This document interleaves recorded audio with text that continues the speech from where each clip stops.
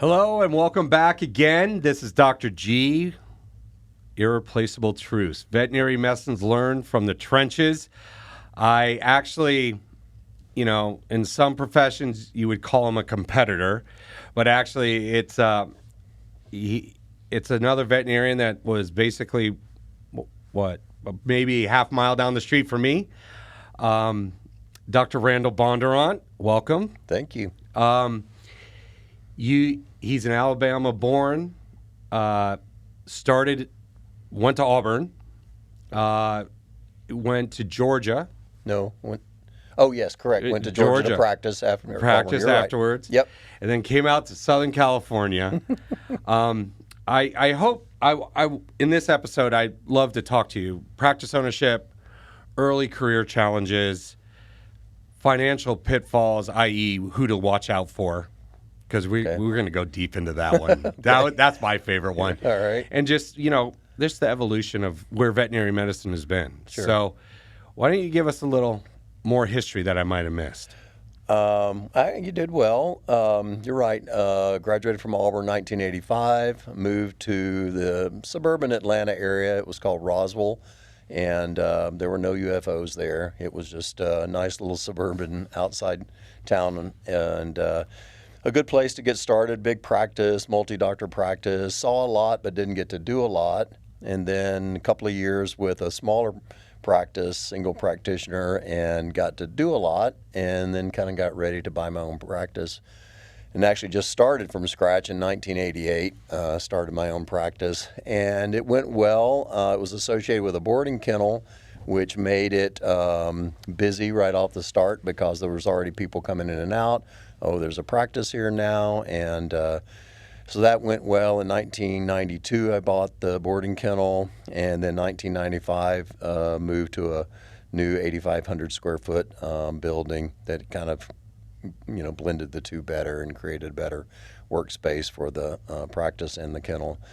And so that went well, and then fast forward to I guess probably 2005 or maybe 2006, and my oldest daughter started thinking about where to go to school and thought that California was the place to be, and ended up at USC.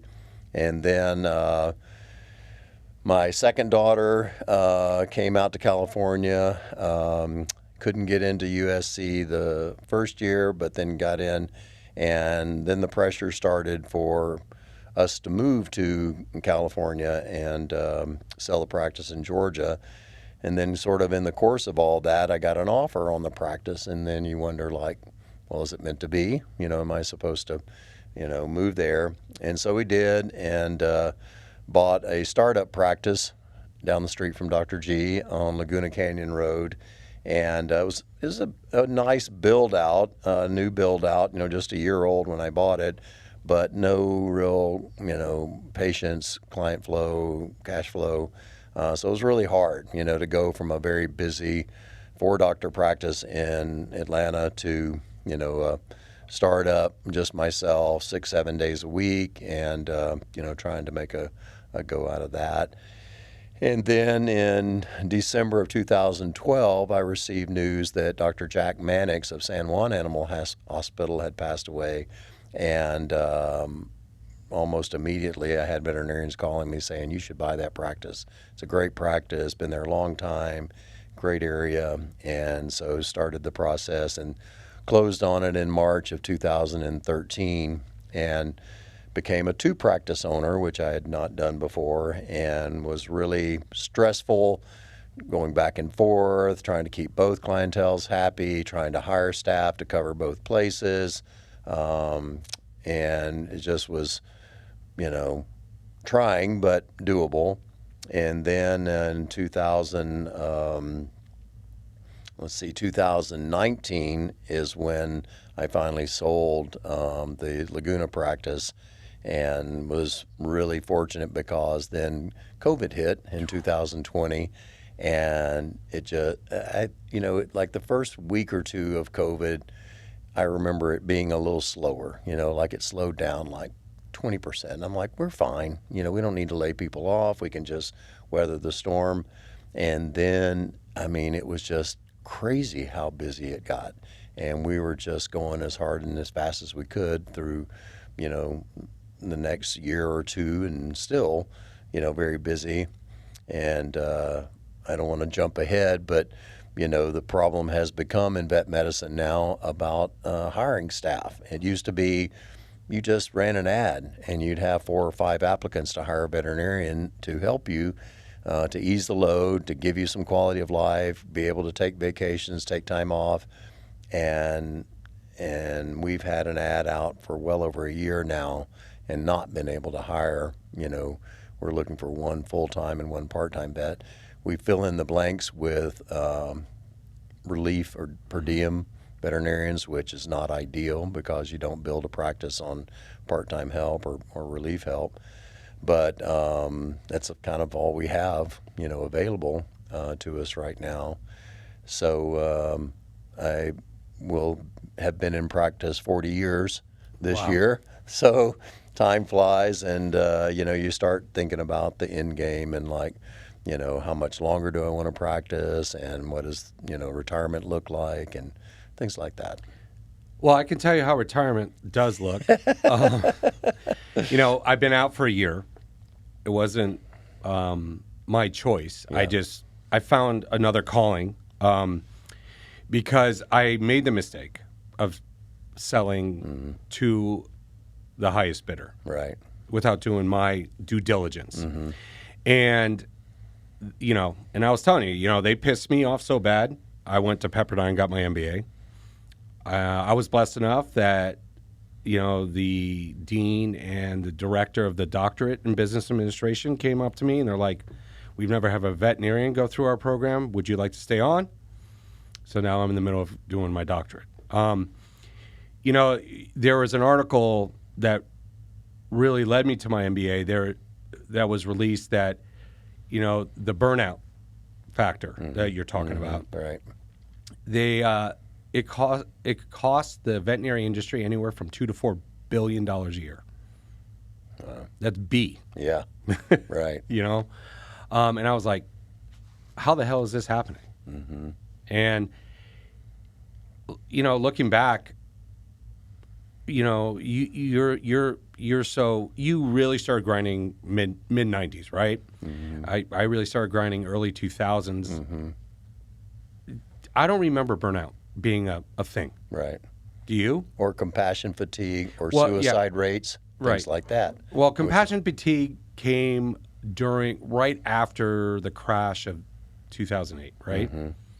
I think that's when they started talking about that because people are like, I'm working so hard. I'm not making money. My clients, I can't treat these animals because clients obviously don't have money coming in. And that's where I think the compassion fatigue really started. And then, the suicide rate now. Right. And in my dissertation, I'm completely avoiding that because that is something that I feel as if we're talking suicide rate, we're missing something way before we even get there. Yeah, 100%.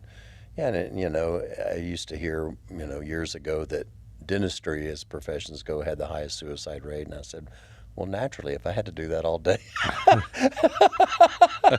No. Yeah. But, I mean, for veterinarians, that's sad, you know, because, I mean, it was one of the most honored and respected professions, and it's difficult to get into school. And, you know, it just was very rewarding, and people enjoyed it and practiced for a long time. And, you know, it's just changed so dramatically. And if you look at the data, veterinarians are still looked at and as high up as being trustworthy and honest. Right. The only one higher is nurses. So a lot of my research, I'm comparing a lot of nursing to veterinary medicine. And because I don't think MDs, they have their own set of issues. Right. But, you know, I look at a hospital setting. If you're in the hospital, how often do you see your doctor? Maybe 10 minutes a day. Maybe. Yeah. That the nurses are always in there with the patients, the families, making decisions. They're your advocate. Yeah. Which to me is kind of a shadow of what veterinarians are, right? Yeah, right. We're the animal's advocate. Yeah. We're there with the families. We're making difficult decisions together. We're making treatment decisions together. And it's not an easy job. And the biggest thing is no one's perfected it yet. And I think that's part of the issue, because it is so hard to get into school. Most of the people that do get into school have always been perfect their entire academic career, and then they graduate, and all of a sudden they're like, "Wow, I got to be a doctor, and this is hard, and the buck stops with me, and I can't screw up." And that, heaven forbid, there is that one time that something doesn't come out right. Right. It can destroy them. Yeah. No, for sure. It's sad, that that the profession has sort of become that and has that issue now. So looking back, because you almost 40 years, when you graduated vet school, what was the one thing, surprising thing that you thought veterinary school did not prepare you for? I guess, I remember other veterinarians talking about this, but they didn't prepare us as well for treating the day-to-day things. They taught us how to diagnose brain tumors. They taught us how to do ventral slot on, spinal disease. They taught us a lot of exotic things that you may not ever do in practice, but like treating diarrhea, treating a cough. Where do I start? When I'm treating like the stuff that I see, treating the skin. What's your protocol and your process for, treating a skin condition. And that's what you see, day in, day out. I think they were pretty good on the physical exam part, but then like, what do you do with that? Where do you go from there?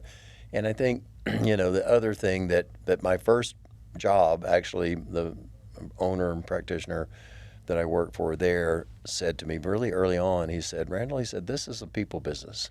Yes, you're going to take care of pets, but if you can't deal with people, you're in the wrong profession." I was like, whoa, because I knew veterinarians. Like, I worked for one in Birmingham where I grew up, and he said, my ideal practice? And I said, "What's that?" And he said, there was a drive-through, and there's a little chute, and you would tie a note around your pet's neck and slide it down the chute. I would take care of it and send it back up and not have to talk to the people. Cut to COVID, people have to park in the parking lot. You can't come in. You might get to talk to the vet on the phone. You might not. You might talk to the tech, And I was like, if he were alive today, he'd be so happy. Exactly. Well, I feel as if, and I don't mean this in a mean way, because I love the great majority of my clients, right? Right. But it made us so much more efficient in the hospital. Yeah. Right? Right. Things in and out, surgeries in, out. Right. You were able to move a lot more effectively. Yeah.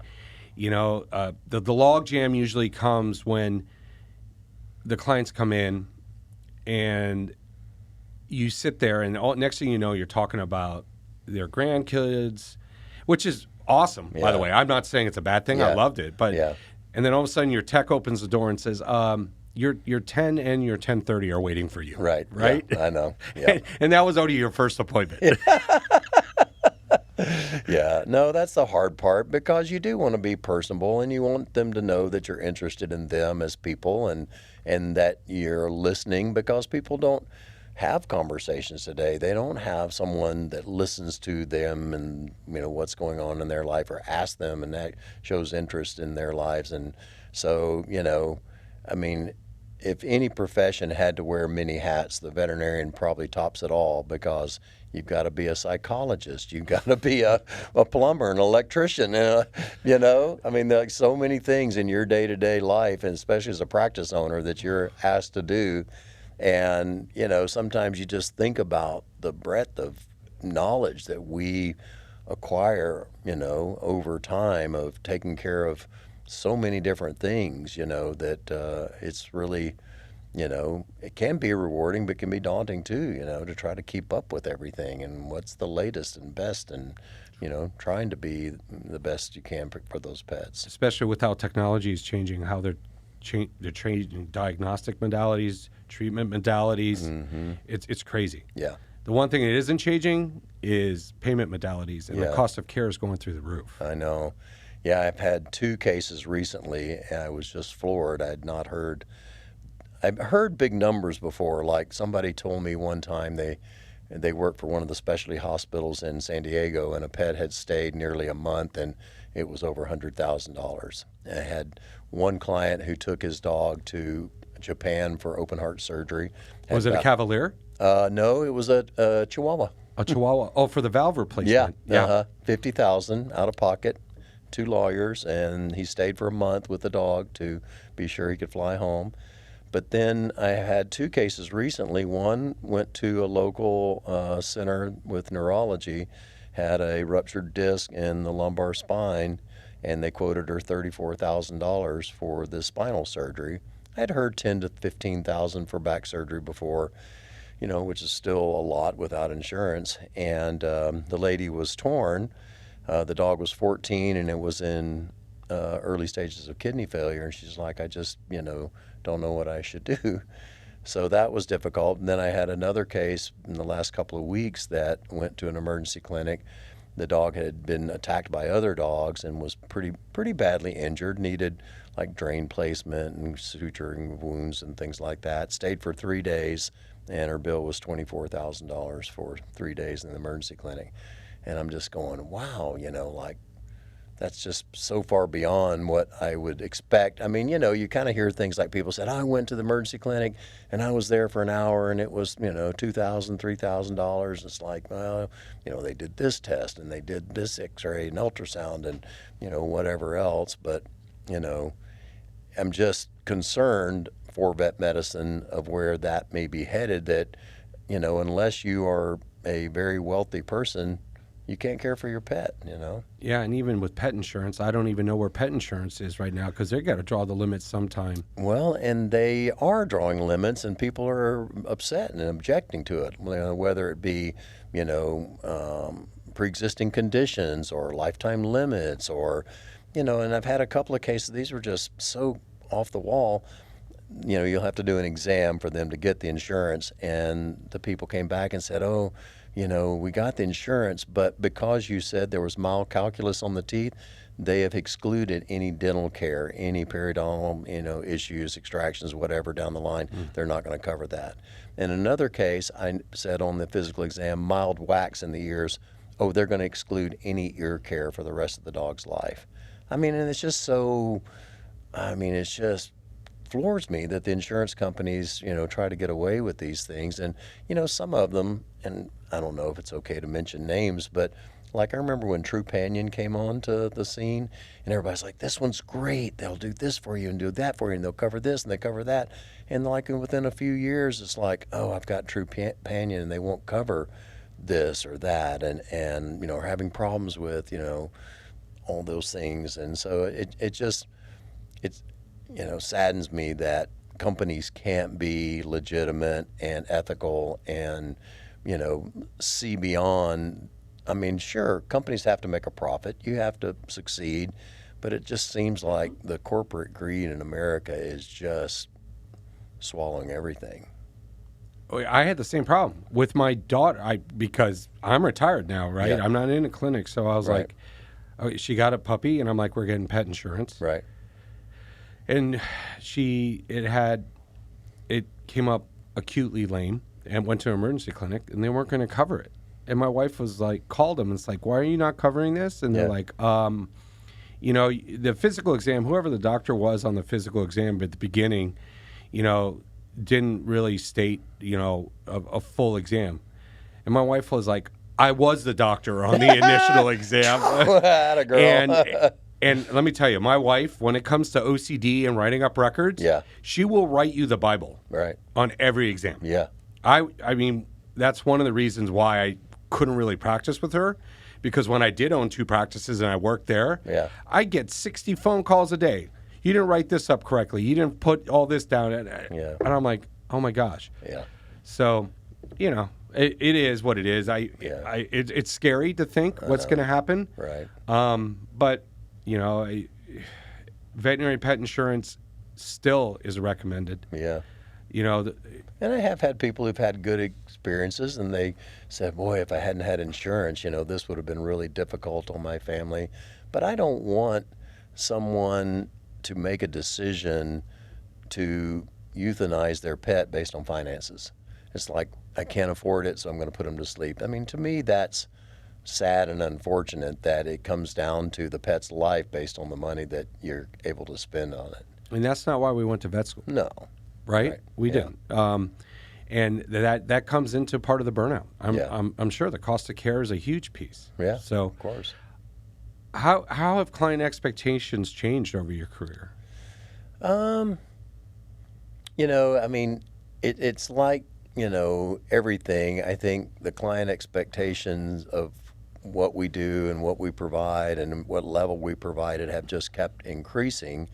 Yet, the client is also looking to save money, hence, the internet pharmacy and the vaccination clinic and the pet store that does the teeth cleaning and these things that they think, that they're saving money in those ways. And,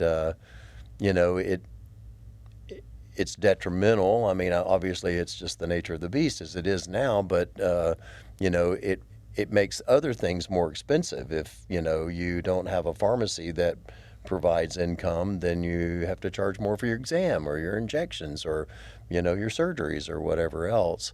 So I think, clients expect a lot from their veterinarian. They expect, you to be there 7 days a week, to be available, to be able to email you and get answers, in the middle of the night and whatever else. But, I just feel like overall the expectation is higher to provide a huge, level of service with not necessarily being willing to pay, what it takes to provide that. Was there a huge difference? Because I'm really interested, and I want the listeners to know, because obviously I'm trying to reach out to early career professionals. Right. Was there a huge difference between practicing in Georgia and practicing in California? I wouldn't say a huge difference. I mean, every area is different. I think there feels like, and I could be off base on that, but it feels like some areas have an entitlement of like they deserve to, whatever, get the best care at the least price, or they deserve to have, an hour of your time and not pay for it, or, they deserve to have a refund because they don't think that a cat's blood work should cost $200. I had a case where this kitty, this was in California, came in and wasn't doing well, and we ran the blood work, and it was in kidney failure, and they didn't want to do much for it, and they said, well, when she gets bad, then we'll just put her to sleep. And I said, okay. And so they called, within a couple of weeks and said, could you come to the house? Oh, at checkout, again, because the blood work was $200, they complained, and they said, we're not paying $200 for cat's blood work. And I said to the manager, I said, well, just give them, a $100 discount and, just make them happy. So we do that, and they called to say, can you come to the house and euthanize our pet? And that was a service that I offered, and it's like, okay. And we quoted them everything so they'd know exactly what it cost. And they said, oh, well, we're not going to cremate her, we're going to bury her in the yard. I was like, I'm not going to tell the city. This was in Laguna Beach. And I pull up to the house, and every expensive car is in the driveway. G-Wagon, Ferrari, I don't know what all. I mean, I was just like shocked. And it's a newer build, 3-story rock house with glass fronts overlooking the ocean. Yeah, yet you're driving a 12-year-old Chevy pickup truck, and I right? gave them a $100 discount on their blood work. And I'm like, am I an idiot? Am I the most stupid person in the world that, to allow somebody to do that? So, again, I mean, we've all had examples like that where, maybe you got taken care of, but you erred on the side of your conscience and your peace of mind and your desire to sleep well at night and not feel like you've ever taken advantage of anyone. And yet, certain clients absolutely try to take advantage of you. And then if you say, I don't think we're the right veterinarian for you. Social media, that's a new thing for, what has happened in vet medicine. They will go on Yelp. They will go on Facebook. They will go on anything they can to retaliate. If you told me I can't come back, then I'm going to lie about you and say things that weren't true and try to hurt you and hit you back, and not much you can do about it. The keyboard warrior. Yeah. Yeah. Right, exactly. You know, and multiple times I've said on this podcast, you make one person happy, they tell 10 people. Yeah. Nowadays, you piss off one person, they will tell the world. Oh yeah, as many as they can, 100%. So yeah, and then that's hard, you know, because again, I think veterinarians are very conscientious. They want a good outcome. They want you to be happy. They want it to be a success. And when it doesn't go well, people don't realize that it hurts them, hurts the veterinarian too, and that they're carrying that burden and they're losing sleep at night thinking about what could I have done different, you know, anything that I could have done to keep this outcome, make it good. And when it doesn't happen, you know, it's hard on the vet, but clients don't understand that. They just, you know, want a pint of your blood for Exactly. Yeah, and you know, and I always tell early career vets, the quicker you learn, you're not going to make everybody happy. Mm-hmm. The happier you're going to be in this profession. Right. It took me a while because I'm just very confident in my abilities. Mm-hmm. People say it could be almost egotistical, but I don't really have, because I have empathy and I feel for the clients. Mm-hmm. So it's not like, you know, ego would be like, oh no, I'm right, you're wrong. Right. No. But I'm very confident in what I say, and I'm very confident that I can back up what I say, and I'm very confident that I can do what I say I can do. I don't over leverage myself. Right. You know, like if a limping dog comes in with a ACL, I'm not going to touch it. Yeah. Sorry. Yeah. Right. I don't want to. Yeah. You just have to know your abilities and sell your abilities. Sure. Don't oversell your abilities. 100%. Yeah. Communication is 1,000% key. Yeah. Yeah, it is. And that, you know, that was taught to me early on, you know, about learning to communicate with the clients and things. But then, you know, I don't know why I was thinking about like how I've seen some young vets like give out their phone numbers to the clients thinking that, you know, oh, you know, they do care, but like the client will appreciate if they have my number and they can contact me and things. And then they're like, I can't believe I gave them my number. And that's one thing I would say to all new vets is do not ever give your phone number to a client. Give them an email. Yeah. Give them an email where you can respond at your, and then if you don't want to respond, you just say, oh, sorry, you know. The only exception I have to that rule is if you do have, you know, your top 5% of clients that are the ones that bring in stuff for the staff and they'll do anything in the world. And like they hand out your card while they're at Costco, like, oh, you got to go see my, I'll bend over for that type of person because I only had one client that took advantage of it. Yeah. Everything else was not. And I have. I mean, I can't say that I haven't done it. Exactly. You're guilty. Done it perfectly. Guilty. Yeah. But, you know, I have one of those clients, just like you said, that's very supportive of me. But then she gives my number to her friends and say, oh, you've got a problem with your pet? Here's Dr. Bondurant's phone number. My cell number, not my clinic number. And so somebody's calling or texting me saying, well, Miss So-and-so said that, you know, you could take a look at my dog. I said, I'd be happy to, but you're going to have to call the hospital to find out, you know, get an appointment and things like that. So, you know, again, I mean, it happens and things, but you don't want to just deplete yourself by emptying every bit of personal space that you have. I think that, again, is maybe where, you know, a lot of younger veterinarians get so overwhelmed and stressed out. They just give everything, you know, and they don't withhold, you know, that private personal space where they take care of themselves and where they, you know, rejuvenate and they go camping and they go hiking and they are something other than a veterinarian that builds their, you know, conscious and their psyche back. So recovery. Yeah, it's a recovery. You know, you've got to do those things. You can't just be a vet all the time and expect that you're not going to burn out or not going to have compassion fatigue or, you know, hate the profession and want to do something else. Your favorite recovery is driving motorcycles through the desert, right? Yeah, that's one of them. One of them. Yeah. Well, you know, and that's the thing. It's like you got to somehow or another, and it's so hard when you're early in your career, you're trying to build a clientele, you're trying to build their trust, you're trying to do all those things, but you have to find time for you. Yeah. And that's, again, another thing that is not really brought on in veterinary school. The soft skills are completely missing from the veterinary education. Right. Like, what do you do for mindfulness? Like, if you had a rough day, what do you do? Do you go home and just sit there? Or do you make sure you go to the gym? Do you go to church or synagogue, or a mosque? Or do you go out to eat with your friends, or walk go the out to eat with dogs your or whatever. I mean, your just significant something. other? Yeah. Do something. Yeah, absolutely. The worst thing would be go home, drink, or do drugs or whatever. Which is what they do. Yeah, a lot of people self-soothe with chemicals or whatever, and it's just a downward spiral. A horrible spiral to get into. So I would love to get into the hardships of owning a practice. Yeah. I'm going to do this very carefully because when you were coming out, I made sure I met you immediately, right? Yeah.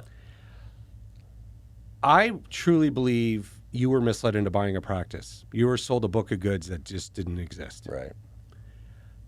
Do you still feel that way?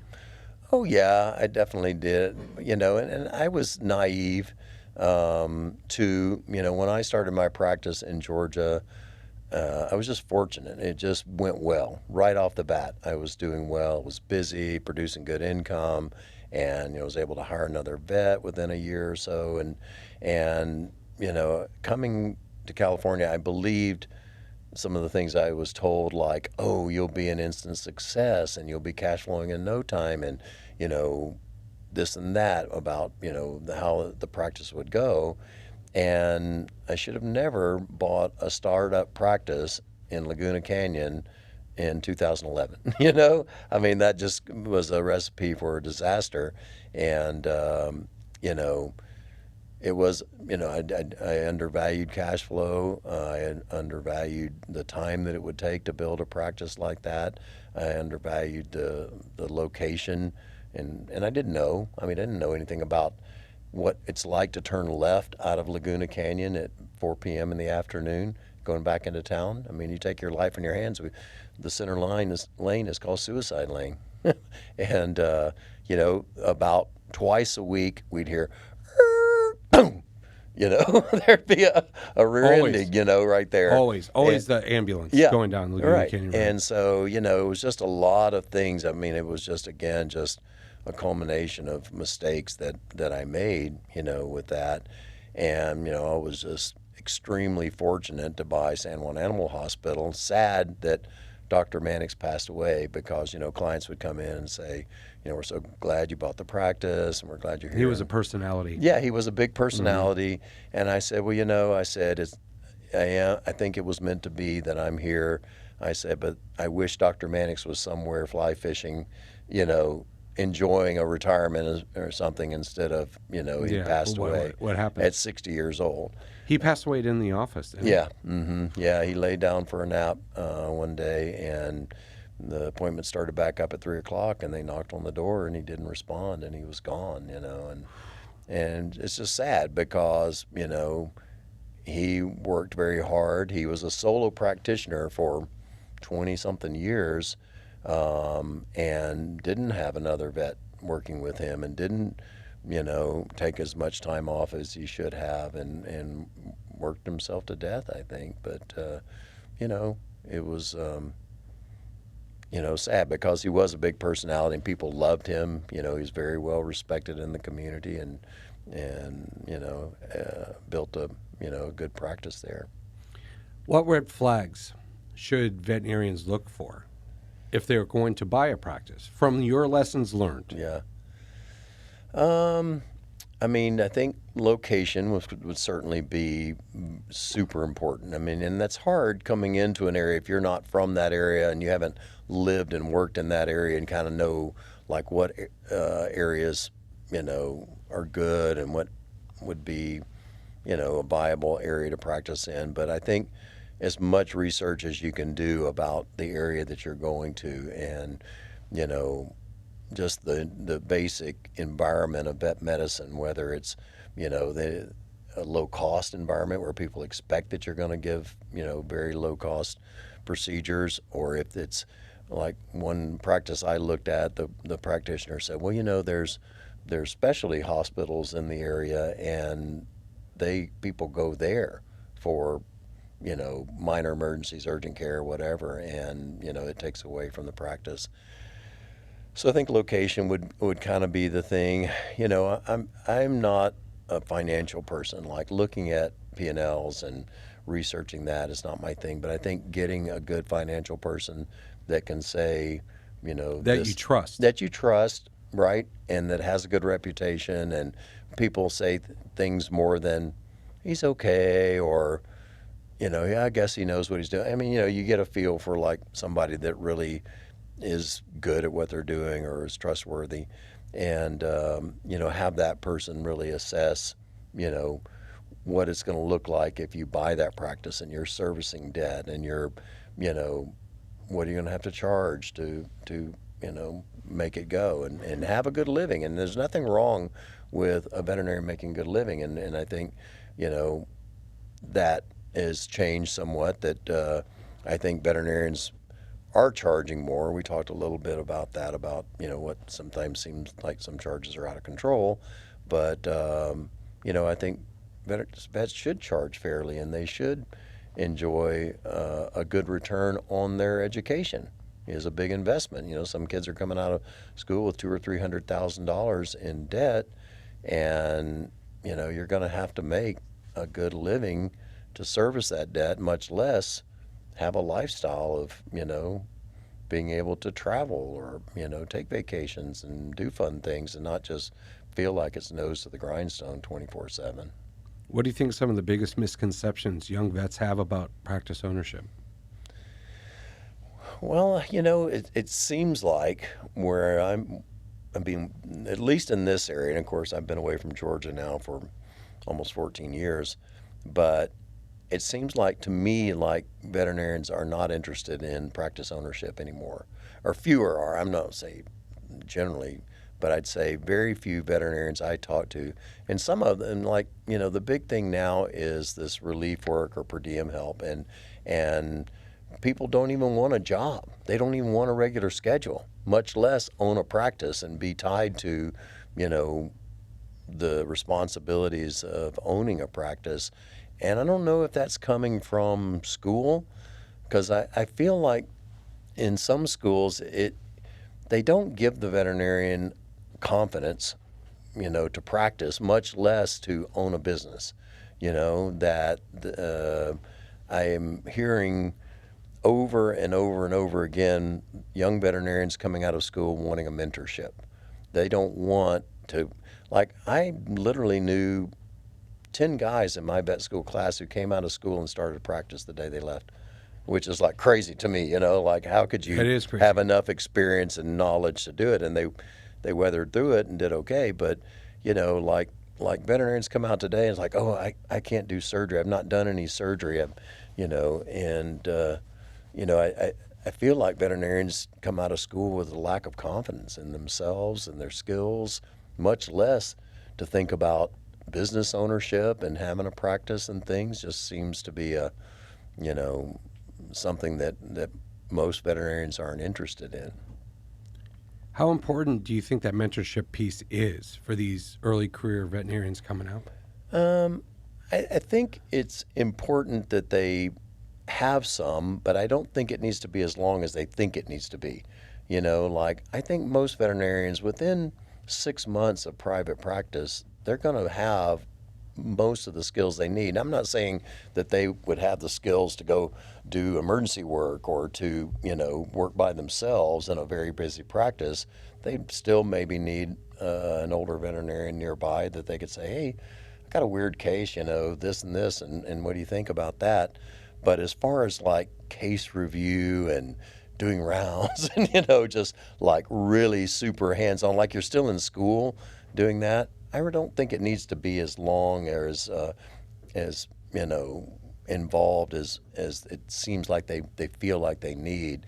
When I was in vet school, we had a last quarter of our senior year, we had a preceptorship, and so you went into a practice, and it was just 3 months. It was a quarter that you did that. But people had different experiences based on the practice they went to. But the practice I went to, they let me pretty much function as a vet. There were other vets there, so I was working under others and certainly could call on them. But, I felt like by the time I graduated that, I could see cases and I could, treat things and, do surgeries and things. I mean, mostly spays and neuters in the beginning. And I didn't mind that. I like surgery, and I just the more I could do, the better.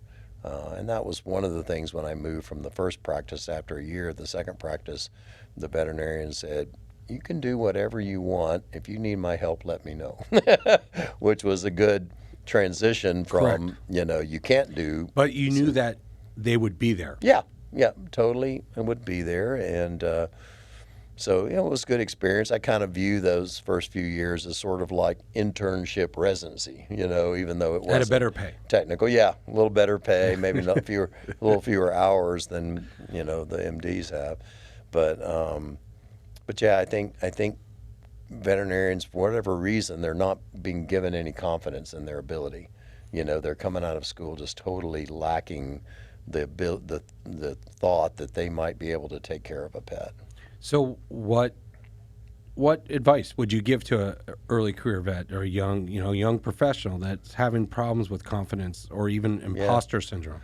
I mean, you're right. And I think one, as far as imposter syndrome, everybody feels that at some point. So that's okay. And that's not wrong that sometimes you feel like, these people are trusting you to take care of it and you're not quite sure, of, what's wrong with the pet or what it needs or whatever.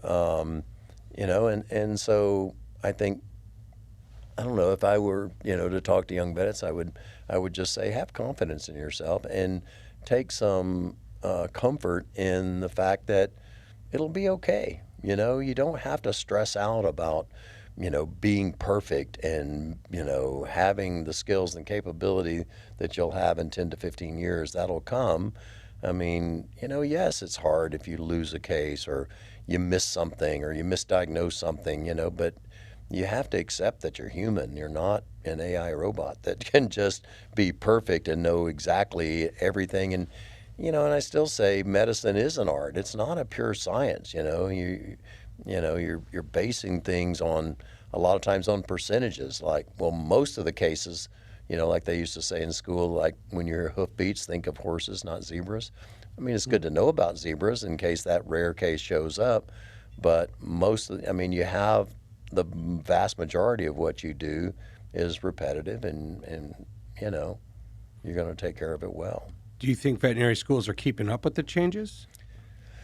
I mean, I'm kind of removed from the schools. I haven't really kept up, I would say, with what the schools are teaching. I guess I kind of worry about the anti-vivisection and, some of the things that they're not allowing students to do that they let us do, 40 years ago. So very different, But, I think you do need, to see an animal bleed. You do need to cut something. You mean those surgical pictures they showed us during surgical lectures where there's no blood at all in the field during that, splenectomy? Yeah. That isn't true? Yeah. Right. So, I think, and vet medicine a lot of times is about ingenuity and just thinking outside the box. I mean, what if you've got a case that's bleeding and you don't know what to do? I mean, you just got to be on your toes and try this and try that, and it doesn't always work out. But again, I think young vets just need a dose of confidence, patience. Just hang in there and know that it'll all work out. What's the one thing you would tell them they should do now to prepare for graduation? Yeah, before they graduate. That's a good question. I think the one thing that I would say is take care of yourself mentally, psychologically. Take care of yourself. Do not let veterinary medicine consume you and destroy you and weaken you and create negativity within you. Enjoy it. go out and have fun, you know. It's supposed to be fun. It's supposed to be enjoyable. It's not supposed to be stressful and anxiety ridden and, you know, difficult. It's supposed to be an enjoyable practice. And I think, you know, you have to, you know, let some things go, and you have to not let people get to you, and not let comments, because, you know, we all say that, you know, oh, you get 100 good comments, but you only remember the one bad comment that somebody made. You don't remember the hundreds. But think about the good comments. Think about the positive things you got. Get out, you know, save those thank you notes. Save those Christmas cards that people wrote you and told you, you know. The one thing I've always appreciated about you is you always seem to be able to handle your emotions, which I think is lacking. Yeah. Especially in the acceptance into veterinary school. Yeah. What techniques do you use to control yourself when you have, I don't want to say an irate client, but just a very upset client? Yeah. I mean, I think, you learn, you hear things and you read things over time. But, you know, what I read and heard one time, it said, don't be afraid to say I'm sorry. That doesn't necessarily mean that you're accepting guilt, just showing empathy that you understand and you care and you're sorry for the outcome, if it was a bad outcome or the pet died or whatever. That's okay, you know, to say you're sorry. You know, and I think, you know, you have to show genuine concern and show that you know, are concerned about the people as well as their pet and things. And people see that. They see if you're truly sincere about, you know, your concern for them. You know, I thought you were going a different way as far as the emotions. I was thinking about more like the euthanasia, you know, when the dad's crying and the mom's crying and the little kids are crying and you know. And you can go down that path too if you want. Well, and that is a hard one. You know, that's the one that probably touches me the most, when everyone in the family is sad and crying, you know, about the pet that they're losing and things.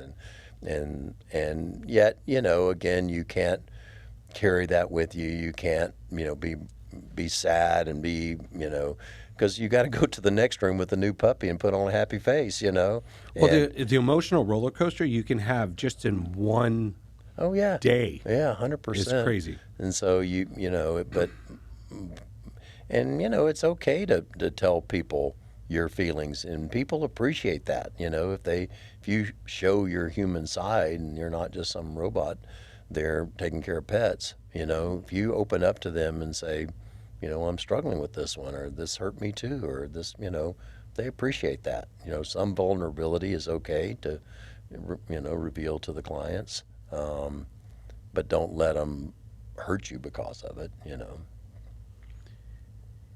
When you think about practice, do you always see yourself as an independently private practice type guy? Could you have done the corporate route? So, you know, there's different things that I hear about corporate practice. Obviously, I've never been involved with it, just what people talk about. And it seems like some corporations want a robot and want a soldier. Oh, you've got a diarrhea case? Well, you've got to do blood work. You've got to do x-rays. You've got to run the fecal. You have to, you know, do this, and this. There's no like, oh, you know, he had diarrhea yesterday, but he's fine today. But I just came in to make sure that he's okay. It's okay to say, he looks good. I don't find anything on the physical exam. I'm fine with you monitoring him since he seems to be better today. That's okay. Give me a call if it gets worse. Yeah, right. You don't have to do what the corporation said, that you do all of these things, because I think that could build some distrust from the client if they just feel like you're just doing it for the money, or, you know, whatever the corporation says. So, you know, I guess that I wouldn't have been good in that regard, you know, because I feel like you've got to have, you've been trained to think. You know, you've been trained to use your mind and your judgment of what's good and what's appropriate, what's ethical. And corporations only see the bottom line. You know, they want to see the dollars. They want to see production. They want to get a return on their investment. And so, I mean, in that sense, I think that's not great for vet medicine, because it takes away the, compassion and the desire to help pets and puts it into a financially rewarding proposition. Well, they're not really financially rewarded. I think they're struggling, which part of me is applauding. Yeah. Because Yeah. I'll ask you honestly, do you think a veterinary hospital can be run by a spreadsheet? No, certainly not. I mean, I think a spreadsheet could tell you. I mean, to me, spreadsheets have always been, or P&L has always been retrospective. It hasn't been like, I don't know, like something that you're projecting to do. Like, oh, we've got a goal this year that we're gonna, do such and such. It's been more like, oh, how did we do last year? Are there any changes that we should make? Are we keeping up with what things are costing us and, what we're charging for them, what we're selling them for? And so, I think there's value in P&L spreadsheet, financial, and analyzing what, how the practice is doing to make sure it is financially sound, because, you do have to keep the doors open. You have to pay your employees. You have to, make sure you're financially doing well. But I don't think that should be like the top of the, priority list, I think the only times I really looked at my financials were quarterly, maybe, but definitely at tax season. Yeah, right. End of the year. The end of the year, Yeah. like, okay, I can't owe that much. Yeah, where are we going? Where are we going with this? Yeah. I think that's the biggest beauty about owning or working for a private practice is that you can create ways to make good outcomes. Yeah. On a corporate side, you can't. Right. Right? Yeah. They don't care that Susie's dog Puffy has been her companion for 15 years. She's 75 years old, fixed income, right? They don't care about that. No. And that and that's one of the reasons why I really love to hear that the influx of private practice ownerships going back up. And when I did sell, that was like I told you before, that was the worst thing that I could have done. Yeah. Oh, Well, and you don't know in hindsight. Like, to me, I thought for years that coming to California was the worst thing I'd ever done. I had a great practice in Georgia. I could take off when I wanted to. I had multiple vets working for me, and I thought, what have I done? I've made the biggest mistake. But then, as time goes on and things, get better and you have a chance to reflect and you say, well, maybe there was a purpose in that. And maybe for you, even though right now it's fresh and it hurts and it's like, oh man, why did I do that? I mean, you're doing some things beyond, just the day-to-day that could make an impact for the profession. You get a much bigger picture. I remember meeting with Peter Weinstein, yeah, early on. He was super nice to me when I moved to the area, and he said, I was in private practice a number of years, but I felt like I had bigger fish to fry. Yeah. and his, his outreach to veterinarians has been huge. So, I think, there are certain things that happen in our life that you think that maybe you made the mistake or you wish you hadn't done. But then as time goes on and you see maybe there was a reason for that. Maybe there was something that you needed to do. And, and that's kind of where I feel like I am in my life, that, now that it's been a number of years and where I am in my life personally, that it was meant to be that I come to California and struggle, because I didn't struggle when I opened my practice in Georgia. I mean, it just took right off, and I was super fortunate about that.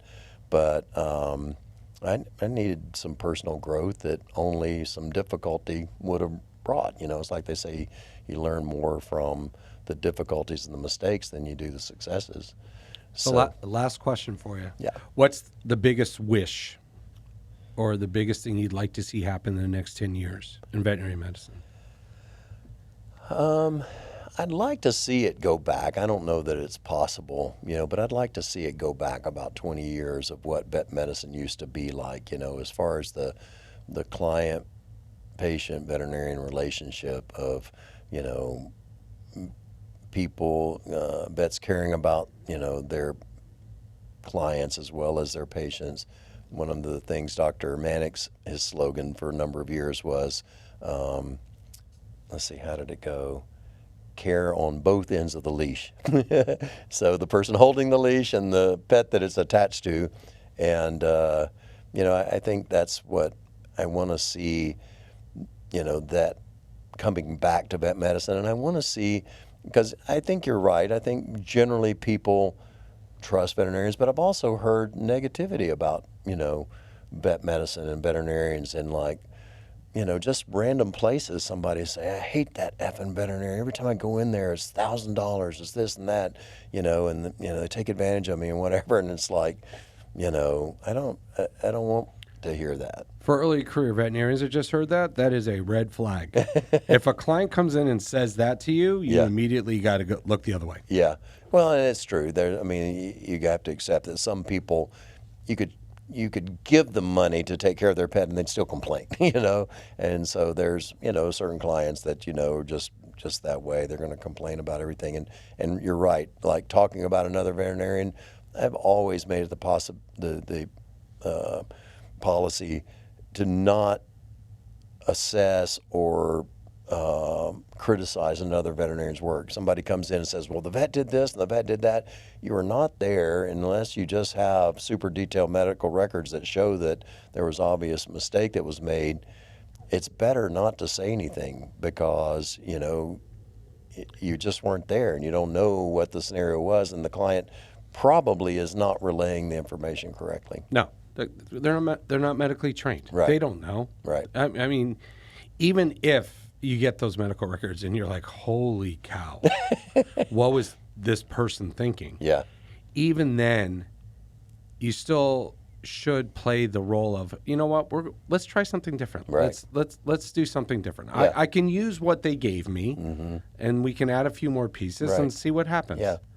Yeah, because you're not going to gain anything by criticizing the previous veterinarian or what they did or, their treatments or whatever. Because I guarantee you, if you do, that client's going to call that veterinarian, and that veterinarian's going to be livid, and that veterinarian, as soon as he hangs up the phone, is going to pick it right back up and call you. Yeah, and they should. If you get that information from somebody, that XYZ was criticizing you, another veterinarian, I think you're totally entitled to call them and say, hey, did you say that? Did whatever? And give them a chance to not to correct it if they actually did or didn't say it. But I think having respect for your colleagues, whether you think that they treated it correctly or not, is an important part of being a vet. Huge part. Yeah. Huge part. Because whether you like it or not, you're not going to get along with everybody in the profession, but we're all in this profession together. Yeah. And in order to make this profession stronger, we got to stop fragmenting it. Right? Yeah, just because you ran your practice one way, I ran my practice one way, that person runs their practice that way, doesn't make any of us wrong. No. Right? Sure. But we all need to work together for this profession to make it stronger, to make a difference. Yes, and I agree with you. I would love it to be like it was back in the early 2000s. You know, it was like the Roaring 20s. That's what I always say. It was amazing. It was so much fun. Right. But then something changed. You know, I don't know what it was. I did have Peter Weinstein on here, and he agreed. He's like, people in general, when it comes to service-based industries, have changed the way they treat the people that are giving them the services. Even if it's some lady at a ticket counter or the checkout at the grocery store or anything like that, people are ruthless now. I know. Yeah, people have gotten very impolite and rude and disrespectful, and I don't know. I mean, I blame the media for a lot of what's wrong with our society today and creating images and thoughts of what is a good life or how to be or how to live, and people have kind of been drawn to drama. The ratings are higher if we, report or showed drama, and that's not life, and that's not right to treat other people that way. Oh, that's why all these reality shows are so popular. I know. So, Yeah. but Rando, it's been an absolute pleasure. Yeah. If I want you back on, would you please come back? Sure. Because there's a lot still to discuss. There's a lot of work that still needs to be done. There's a lot of things that I think a lot of these young veterinarians do need to hear. Mm-hmm. And what I truly appreciate is your honesty with all the mistakes that we've made and how we've learned, because you are going to make mistakes. Mm-hmm. And what we're trying to do is show you that we've made mistakes. I made it about 32 years. You're going on 40. You can work through them. Yeah. The world will not come to an end. Yeah. And I guess, in lieu of that, I would say don't be afraid to change. If you say, I'm just not enjoying private practice, there's so many opportunities in vet medicine. You don't have to take care of dogs and cats to be a vet, and follow your heart and your dreams. If you always wanted to be the wildlife vet or the zoo vet or the whatever, pursue those things that you're interested in and you're passionate about. Don't sell out for the money, because that's very short term. You may get some immediate reward of getting the pay, but if you are not passionate about what you're doing, you are going to burn out. You're going to be dissatisfied with it. Right. Don't sell out for the money, especially when you're graduating. Build that foundation. Mm-hmm. Get that mentorship. Get your legs underneath you. Make sure that you're learning and becoming you as a professional. Right. And your career will be so much better. For sure. So, thank you, sir. All right, buddy. Okay. Good to talk to you. Talk to you guys later.